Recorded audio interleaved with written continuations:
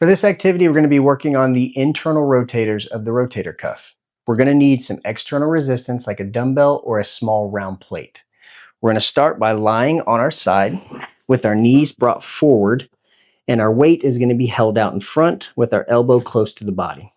From here, we're going to rotate the weight towards the body and then slowly rotate back out until we're fully relaxed. Try not to move too quickly. And if you feel a need to add additional movement to get the weight, then we're likely too heavy and need to consider lowering the weight.